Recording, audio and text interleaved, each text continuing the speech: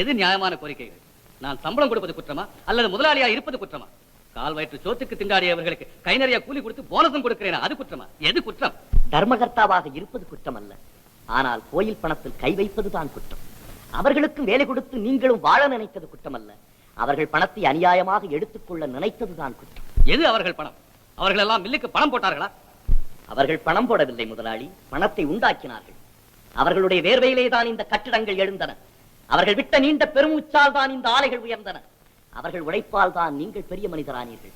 ஆனால் இன்று ஏறி வந்த ஏணியை எட்டி உதைக்கிறீர்கள், ஏழை தொழிலாளியை திண்டாட விடுகிறீர்கள். முதலாளி, பணம் பதருக்கு சமானம்.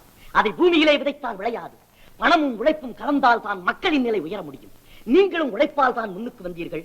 ஆனால் இன்று பணம் உங்கள் இருதயத்தை மறைக்கிறது. இந்த பணத்தின் குணமே இதுதான். அது முதலில் ஊராரை ஏமாற்றச் சொல்லும், பிறகு உற்றாரை ஏமாற்றச் சொல்லும், பிறகு உறவினரை ஏமாற்றச் சொல்லும், கடைசியில் ஒரு நாள் அது உங்களையே ஏமாற்றிவிடும்.